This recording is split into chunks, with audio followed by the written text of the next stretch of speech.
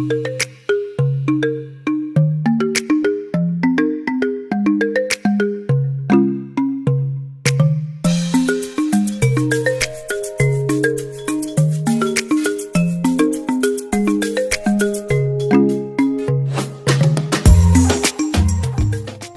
morning and welcome back to the Glimmer Witch. So today, or yesterday rather, I did the lovely Samantha. She has got the tiny snail beds. So I'm going to show you and give you some hints and tips on how to prep and tip. So we're going to do tips on this occasion. So as you can see from my cuticle pusher, she has the tiny snail beds you've ever seen. So prep is key. So make sure that when you use your cuticle pusher, you're getting every single piece of that dead tissue off the nail. Sam did pull most of her nails off.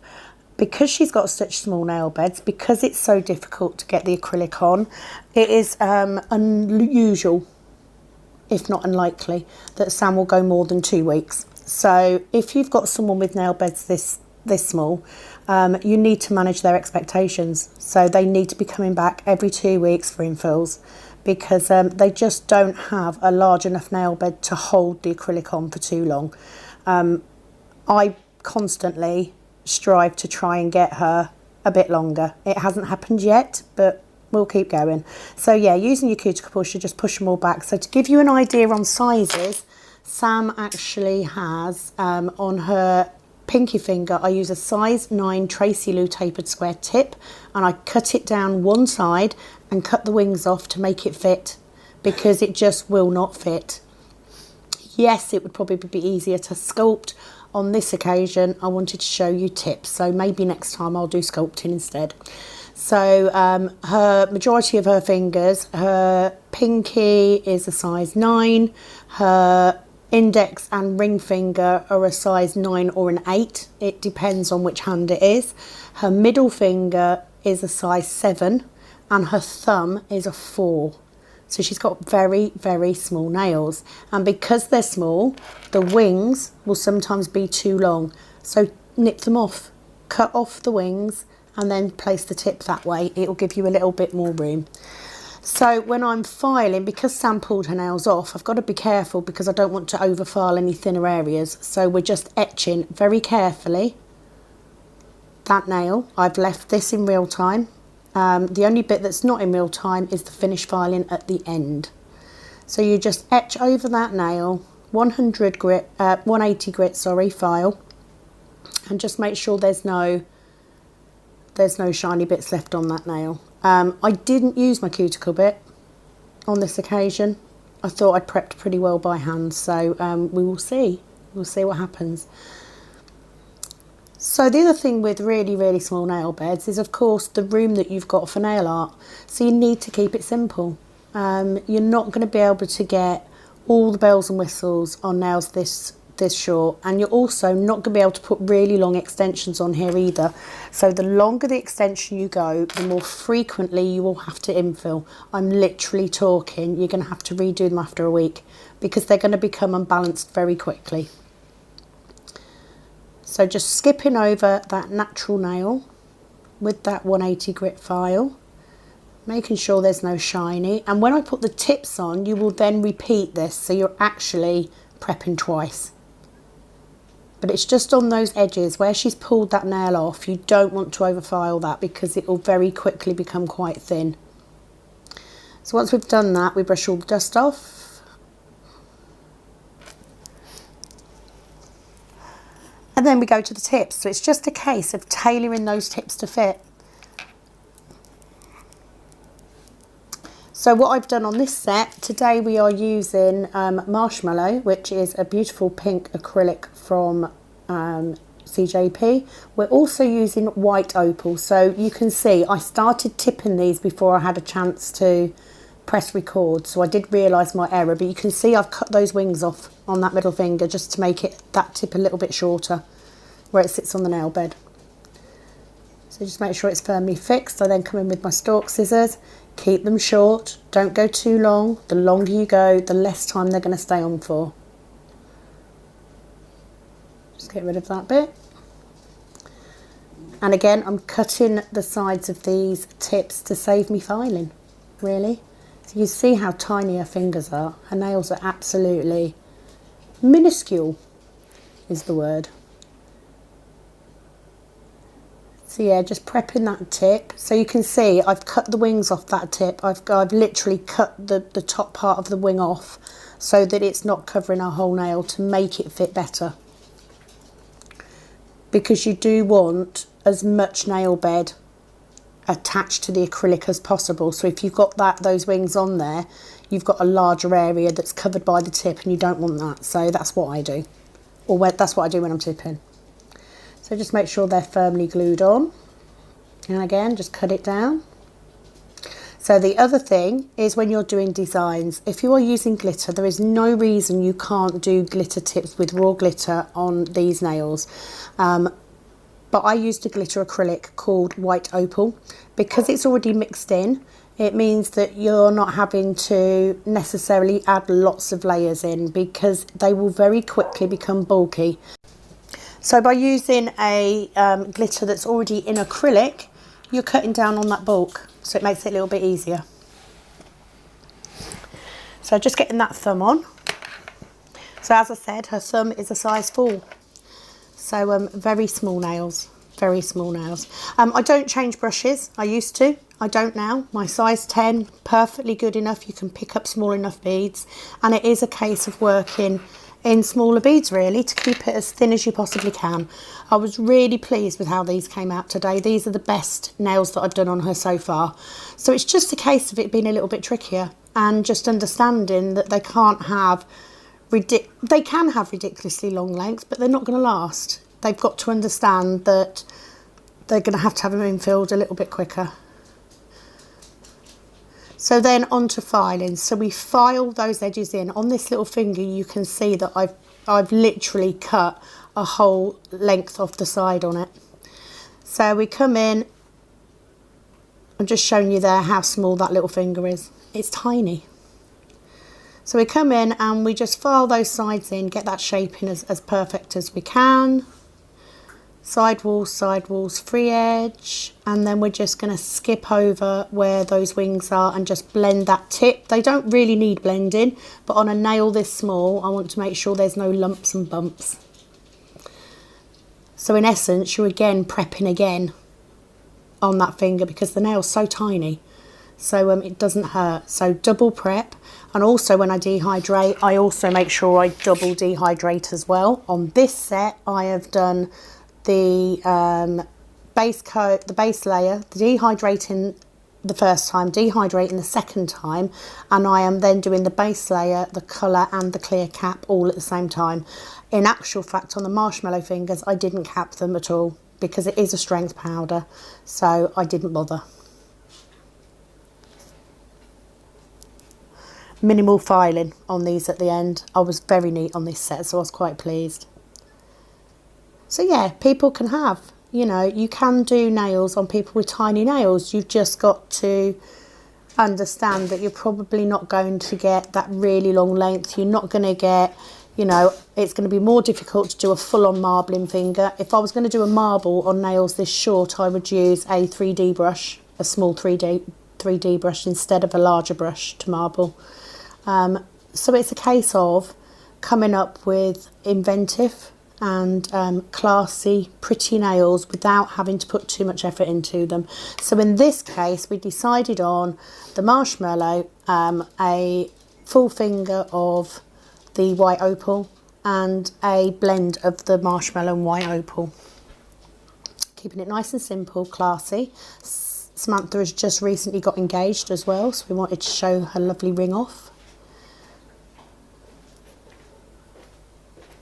So blending that tip in, making sure that you've got no lumps or bumps, especially in those wings. So to get to those wings, you're going to be filing over the top of that natural nail as well anyway. Not too much, we're just catching it, but it's going to prep it a little bit more. You can see how chalky that natural nail is. That is what you want. If there's any shiny on that nail, it's going to lift. So what Sam does is, when she starts to get lifting at the 2-week mark, she will lose one or two and then she pulls the rest off, which is a terrible habit to have. But I knew it would be a full set because she had gone 2.5 weeks due to me not being well.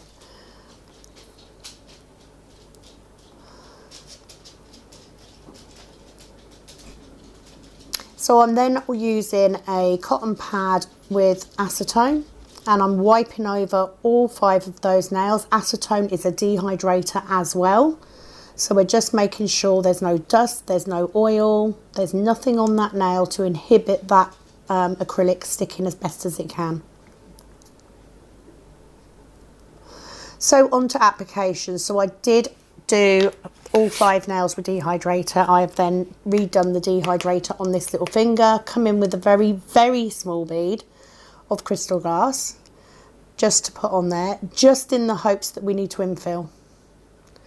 And then small bead of that marshmallow, pop it on at that cuticle, let it polymerize, and then we're just tap, tap, getting that brush, the point of that brush in between that skin and that acrylic, and then we're just pulling that product down. I then come in with a second bead.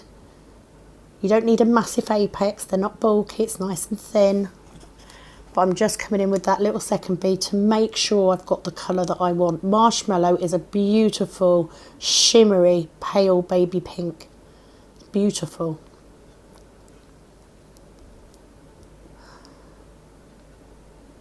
So another good tip, if you have short nails, very short nails, or very small nails like this, is to use some of the more pigmented colours, because you don't need as much acrylic and you can then keep it nice and thin, because bulky nails will cause them to lift.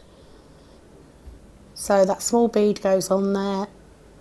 Can you see how my brush is flattening? I'm using the point of my brush to get that bead flush at that cuticle and then dragging it down.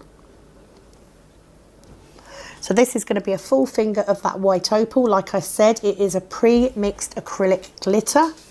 Makes it easier because you're not having to put a layer of glitter and then another layer over the top. You know, you can keep it nice and thin. I'm using the one monomer from Cjp as always, so of course that is quite fluid. While you're working with it, it will keep moving. Just making sure we've got the coverage there isn't any big gaps in there. I think I come back in, I'm sure I come back in with another very small bead of that acrylic. I'm not sure, I've forgotten. Been asleep since then. So yeah, just moving it around, moving them bigger pieces, making sure we've got the smaller pieces around the cuticle to give us that nice tidy edge, and then just flattening it down so that we don't have any bulk. And that is key. You don't want short bulky nails. They will look like Smarties if you do that. Sticking on the end of your finger, there you go, small bead, and I picked up quite a bit of the smaller glitter pieces there, you can see. So it's just working in smaller amounts. With practice, I have no doubt that I can do this in one bead, but it's not necessary, you know. You have to adapt the way that you work to every single person you do to take into account the shape of their nails, the way their nails curve, the length, etc. Every single person is different. So I then use a very, very thin bead, very small bead of crystal glass, and literally pop that on, tap it in around the top there, and then just pull the excess off. And that is pretty much the nail built. That's it. So you're keeping it really neat, and that will cut down your filing at the end. So on this finger, again, we're coming in, clear black bead at that cuticle, blend it down, because one of these days she's going to come back at 2 weeks with her nails all on. She has done it before. We've done her infills, but she only got 10 days out of the infills. So we've sort of come to the conclusion that you know, it works better for having a new set every time. Ideally, you don't want your clients pulling their nails off though. I did explain that to her, but she's back in 2 weeks to have a Christmas set, but she's not a full-on Christmas person, so I use these colours because they're pretty, they're pink, and a little bit wintry with that glitter. So just nice thin beads and build that colour up. So we kept that free edge quite clear because we're coming in with this white opal, and just popping that on the free edge, and then we're just blending it up slightly just to give us that glitter fade. Marshmallow is beautiful colour, and I like this white opal's nice because it's got that blue and you get the little hint of pink in there in the white. Do like it. So as I said, I use Tracy Lou's Tapered Square tips to do this set. You can sculpt. I will try and do that next time. The only reason I didn't was because she'd bitten a nail. She does bite her nails if she doesn't have nails on. She'd bitten her free edge off, and it was just going to make it quite difficult to fit a form on such a small finger. So it was actually easier in this case to use tips. So just capping that finger. So I'm capping that as I go. And you can see how neat that is. You could almost get away with not filing at all. So there's my dehydrator going on. Wait for that to dry. You can see it go. Once that's dried, we then come in with that clear bead. So as I said, size 10 brush, you're just picking up, you can pick up tiny beads just as well as you can pick up big ones. Get that on, wipe off the excess. So no, on nails this length, on someone who's got nail beds this small, I wouldn't want to be building a 3D robin or, you know, lots of line work. If I was going to do nail art, I would probably go down the route of stamping, because you don't need a large area for that.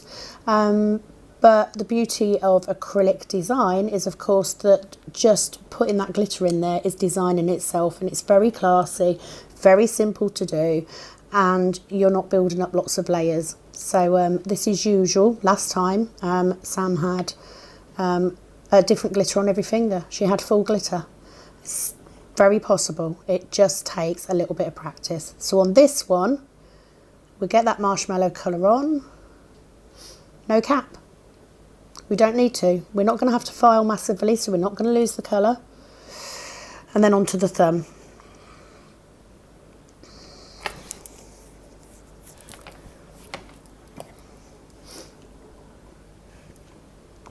So again, with that dehydrator, wait for that to go chalky, because we know then that it's dry. The dangers of, I've lost my lighter now, so I'm looking for that. The dangers of putting acrylic over wet dehydrator is that you could potentially get pocket lifting. So you want to make sure that it does go chalky before you put it on.